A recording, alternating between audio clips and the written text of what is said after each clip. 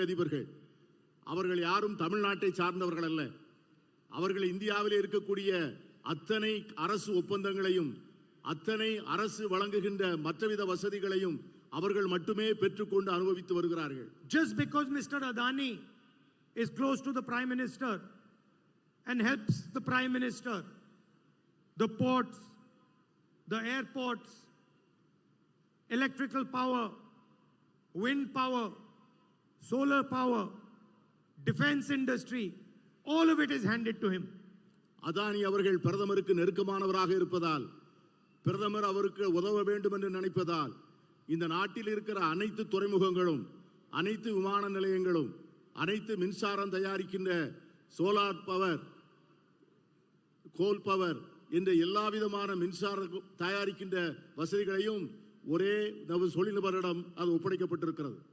And the entire small and medium industry has been destroyed by demonetization and a flawed GST. இந்த நாட்டிலே இருக்கிற சிறு குறு நடுத்தர தொழில் அனைத்தும் சரக்கு மற்றும் சேவை வரி விதிப்பினுடைய அநியாயத்தினாலும் பணமதிப்பிழப்பு நடவடிக்கையினாலும் மிகவும் சீரழிந்து போயிருக்கிறது. All India's institutions, all India's agencies have been stuffed full of RSS people. இந்தியாவினுடைய அனைத்து நிறுவனங்களும் அனைத்து முகமைகளும் RSS சார்ந்த மக்களால் முழுமையாக நிரப்பப்பட்டுள்ளது. The Enforcement Directorate, the CBI, the Income Tax Department are used as political weapons. இந்த நாட்டிலே இருக்கிற வருவாய் புலனாய்வுத்துறை, CBI, வருமான வரித்துறை இவை எல்லாமே ஒன்றிய அரசினுடைய கையிலே எதிரிகளை அழிக்கின்ற ஆயுதங்களாக பயன்படுத்தப்படுகின்றன. Election commissioners are being chosen by the Prime Minister. இந்த நாட்டினுடைய தேர்தல் ஆணையர்களை இந்த நாட்டின் பிரதமர் தான் தேர்ந்தெடுக்கிறார். The Congress party's bank accounts are frozen. Congress கட்சியினுடைய வங்கி கணக்குகள் முடக்கப்பட்டிருக்கின்றன. 2 months before the election. தேர்தலுக்கு 2 மாதத்திற்கு முன்பு. Chief ministers are arrested. முதலமைச்சர்கள் கைது செய்து சிறையில் அடைக்கப்பட்டிருக்கிறார்கள். Opposition leaders are threatened. எதிர்க்கட்சி தலைவர்களும் அடைக்கப்பட்டிருக்கிறார்கள். And the entire idea is to make sure that 3 or 4 of India's richest people benefit from India. இது எதற்காக என்று சொன்னால் இந்த நாட்டினுடைய அனைத்து துறைகளும் அனைத்து இயற்கை வளங்களும் ஒரு 3-4 பெரும் முதலாளிகளுக்கு வசதியாக வாய்ப்பாக இருக்க வேண்டும் என்பதற்காகத்தான்.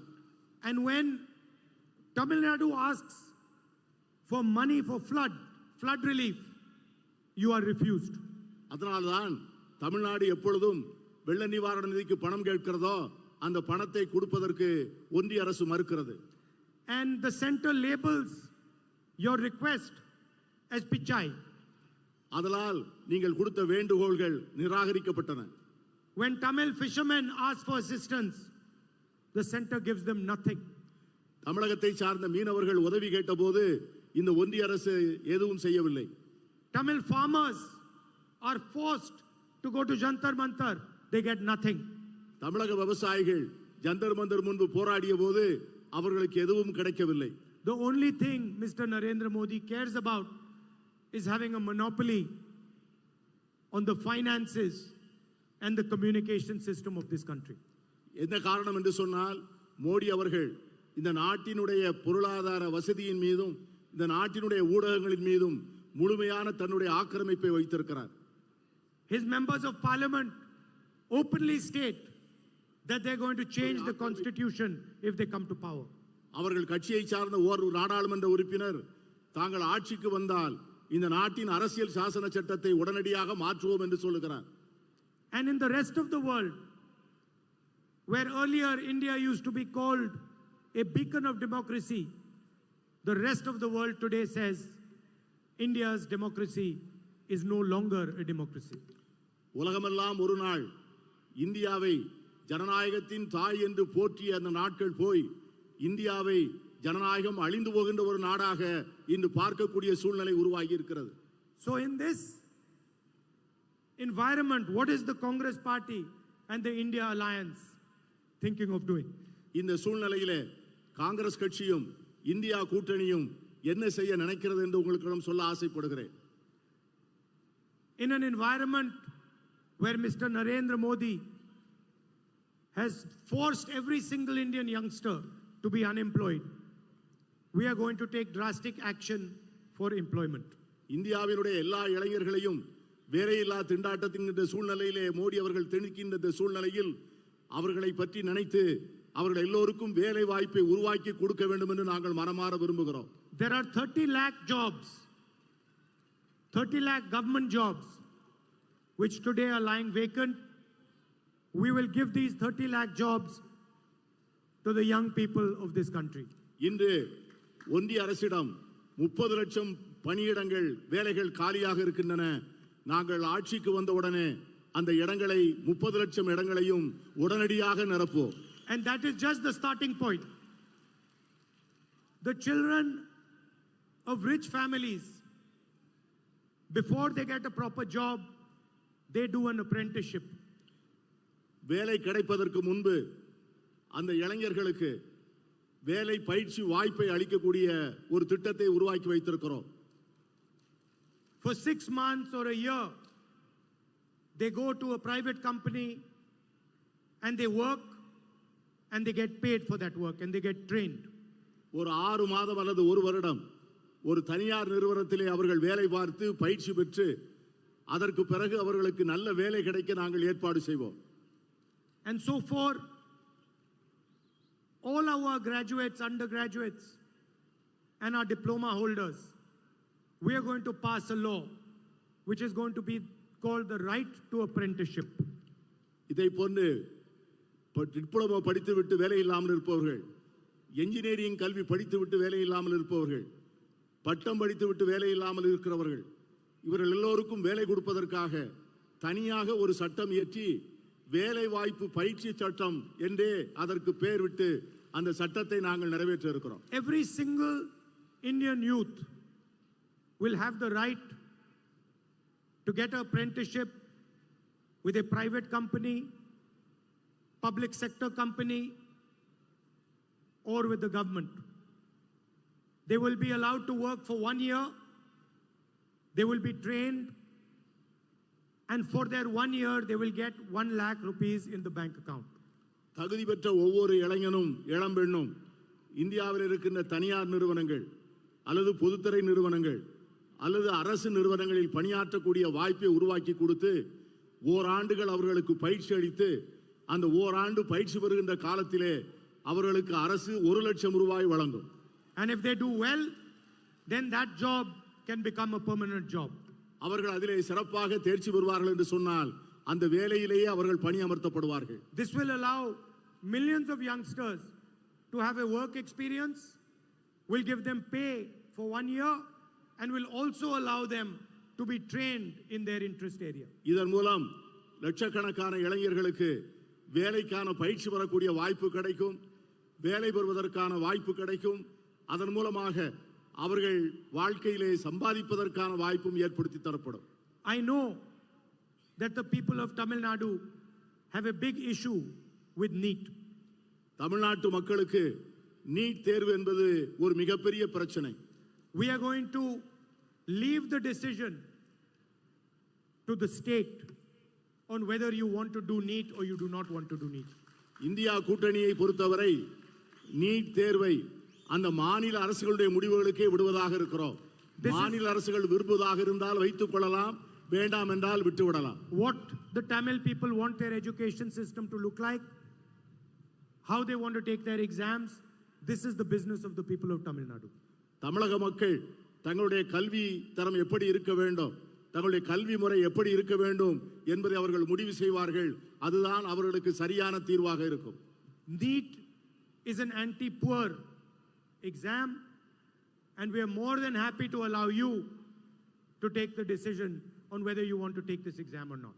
நீட் தேர்வு என்பது ஏழை மக்களுக்கு எதிரானது. ஆகவே அதன் முடிவை நீங்களே எடுத்துக்கொள்வதிலே நாங்கள் மிக மகிழ்ச்சியோடு அதை ஏற்றுக்கொள்வோம். I remember when the Tamil farmers were protesting in Jantar Mantar in Delhi, and you've all seen millions of farmers protesting in the rest of the country. இந்தியாவினுடைய விவசாய பெருங்குடி மக்கள் ஜந்தர் மந்தரின் முன்பு போராட்டம் நடத்திய போதும் இந்தியா முழுவதும் லட்சக்கணக்கான விவசாயிகள் போராடிய போதும் நீங்கள் அதையெல்லாம் பார்த்து கொண்டிருந்தீர்கள். We have decided that we are going to give a guaranteed legal MSP to the farmers. அந்த விவசாயிகளுக்கு நாங்கள் ஒரு உறுதி சொல்ல ஆசைப்படுகிறோம். அவர்களது விளைபொருட்களுக்கு குறைந்தபட்ச ஆதார விலையை கொடுப்பதற்கான சட்டத்தை நிறைவேற்றுவோம் என்கிற உறுதியை சொல்லுகிறோம். Every farmer will be entitled to a minimum support price which will be guaranteed by the Indian legal system. ஒவ்வொரு விவசாயியும் அவருக்கு குறைந்தபட்ச ஆதரவு விலை உறுதி செய்யப்படும். அதற்காக இந்திய அரசு அதற்கான உறுதியை தரும். Mr. Narendra Modi has given huge loan waivers to the richest people in the country. பிரதமர் நரேந்திர மோடி இந்த தேசத்தில் இருக்கிற மிகப்பெரிய பணக்காரர்களுக்கு மிகப்பெரிய அளவிலே கடன் நிவாரணத்தை அளித்திருக்கிறார். We are going to give the farmers of India a farm loan waiver. We are going to forgive the farmers their loans. ஆனால் எங்களை பொறுத்தவரை இந்தியாவினுடைய ஏழை விவசாயிகளுக்கு கடன்களை தள்ளுபடி செய்ய போகிறோம். கடன்களை தள்ளுபடி செய்ய விரும்புகிறோம். The women of this country, the women of Tamil Nadu, protect and look after our future generation. இந்த தமிழகத்தினுடைய பெண்களும் சரி, இந்தியாவினுடைய பெண்களும் சரி, நம்முடைய தேசத்தினுடைய எதிர்காலத்தை அவர்கள்தான் பார்த்துக் கொள்கிறார்கள். And often our women are not compensated in the same way as the men are. இவ்வளவு அருமையான பணிகளை செய்கின்ற அவர்களுக்கு நாம் சரியான முறையிலே நியாயம் வழங்கி இருக்கிறோமா என்றால் இல்லை. ஆண்களுக்கு வழங்கப்பட்டிருக்கின்ற உரிமை பெண்களுக்கு வழங்கப்படவில்லை. So we are coming out with a new scheme for India's poorest women. ஆகவே அதற்காக இந்தியாவில் இருக்கின்ற ஏழை பெண்களுக்காக ஒரு அருமையான திட்டத்தை அறிமுகம் செய்ய இருக்கிறோம். And this is for all families who are today living in poverty. இந்தியாவிலே வறுமையின் பிடியில் இருக்கின்ற அத்தனை குடும்பங்களுக்கும் இந்த திட்டம் பொருந்தும்.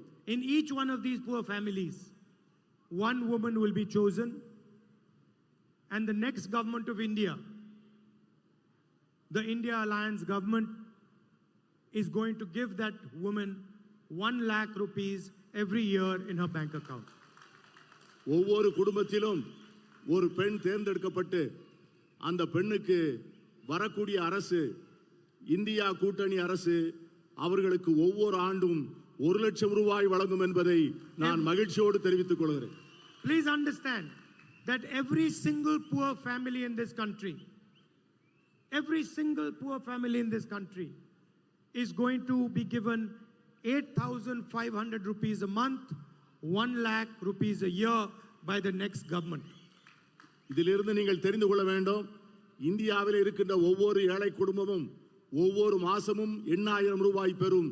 ஒரு வருடத்திற்கு 1 லட்சம் ரூபாய் பெறும். We are going to wipe out poverty from India forever. இந்தியாவிலிருந்து வறுமையை நிரந்தரமாக அழிப்பதென முடிவு செய்திருக்கிறோம். We have also committed that we are going to give women 50% reservation in government jobs, and we are going to implement the reservation in the Lok Sabha and the Rajya Sabha immediately and not after 10 years like Mr. Narendra Modi has promised. அரசு வேலைகளில் 50 விழுக்காட்டை பெண்களுக்காக ஒதுக்கீடு செய்வோம். உடனடியாக India கூட்டணி அரசு ஆட்சிக்கு வந்தவுடனே நாடாளுமன்றங்களிலும் மாநிலங்களவையிலும் மக்களவையிலும் சட்டமன்றங்களிலும் பெண்களுக்கான இடஒதுக்கீட்டை உடனடியாக அமல்படுத்துவோம். 10 ஆண்டுகள் என்று மக்களை ஏமாற்ற மாட்டோம். Finally, for the women, ASHA workers and Anganwadi workers, we are going to double their wages for them. இந்தியாவிலே ஆஷா பணி செய்கின்றவர்களுக்கும் அங்கன்வாடிகளிலே பணி செய்கின்றவர்களுக்கும் அவருடைய ஊதியத்தை 2 மடங்காக்க திட்டமிட்டிருக்கிறோம். The Prime Minister has completely ignored the fishermen of this country. இந்த நாட்டினுடைய பிரதமர் இந்த தேசத்தினுடைய மீனவர்களை முழுமையாக மறந்து விட்டார். He does not even think about them. அவர் அவர்களை பற்றி ஒருபோதும் நினைப்பதில்லை. But fishermen are no less than our farmers. நம்முடைய விவசாயிகள் எவ்வளவு முக்கியமோ அந்த அளவுக்கு நம்முடைய மீனவர்களும் முக்கியமானவர்கள். They take huge risks and they provide food to our country. அவர்கள் பேர் ஆபத்துகளுடன் கடலுக்குள் சென்று நம் மக்களுக்கு உணவை தருகிறார்கள். So we have created a special manifesto for fishermen. அதற்காக மீனவர்களுக்கென்று ஒரு தனி தேர்தல் அறிக்கையை நாங்கள் தயார் செய்திருக்கிறோம்.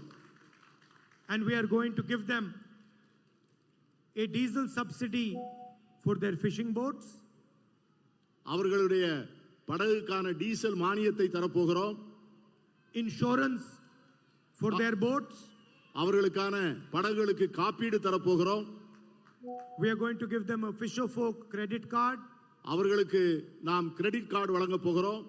And we are going to recognize inland fishing and aquaculture as agriculture.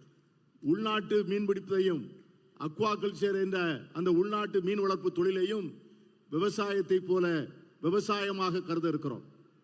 Finally, I'd like to end by saying this is an ideological battle. This is a battle for your history, for your tradition, for your culture, for your way of life. நான் ஏற்கனவே சொன்னது போல இது ஒரு மாபெரும் தத்துவ போராட்டம். உங்களுடைய பண்பாட்டுக்காக, உங்களுடைய வரலாற்றுக்காக, உங்களுடைய கலாச்சாரத்திற்காக, உங்கள் மொழிக்காக நாங்கள் தொடுக்கிற யுத்தம் தான் இந்த தேர்தல். I am going to stand and the Congress party is going to stand with the Tamil people to protect your language, to protect your culture and your history. நானும் காங்கிரஸ் கட்சியும் உங்களோடு என்றும் இருப்போம். உங்கள் பண்பாட்டோடு இருப்போம், உங்கள் மொழியோடு இருப்போம், உங்கள் கலாச்சாரத்தோடு இருப்போம். And no, forget Narendra Modi, no force on this planet can harm the people of Tamil Nadu, their language and their tradition. உங்களுக்கு ஒரு உறுதி சொல்கிறேன், நரேந்திர மோடி மட்டுமல்ல, இந்த உலகத்தில் எந்த சக்தியாக இருந்தாலும் அது தமிழர்களையோ தமிழ் மொழியையோ தமிழ் கலாச்சாரத்தையோ தொட்டு பார்க்க முடியாது என்று நான் எச்சரிக்க விரும்புகிறேன். This election is being fought to save Indian democracy, and it is being fought to protect the Indian Constitution. இந்த தத்துவ போர் இந்தியாவின் ஜனநாயகத்தை பாதுகாப்பதற்காகவும் இந்திய அரசியல் சாசன சட்டத்தை பாதுகாப்பதற்காகவும் நாம் மேற்கொண்டிருக்கிற யுத்தம். And I am confident we are going to win this fight. நான் உறுதியாக சொல்கிறேன், நாம் இந்த போரில் வெற்றி பெறப் போகிறோம். I'd like to once again thank you for coming here and for all the love and affection you always shower on me. மீண்டும் ஒரு முறை நீங்கள் இங்கே வந்து உங்களுடைய அன்பை என்மேல் பொழிந்ததற்கு என் நெஞ்சம் நிறைந்த நன்றியை மீண்டும் ஒரு முறை சொல்ல ஆசைப்படுகிறேன். Thank you. வணக்கம். நன்றி, வணக்கம். 40க்கு 40 வெற்றி கூட்டணியின் சார்பில் மாண்புமிகு தங்கம் தென்னரசு அவர்கள் நன்றி உரையாற்றுவார்கள்.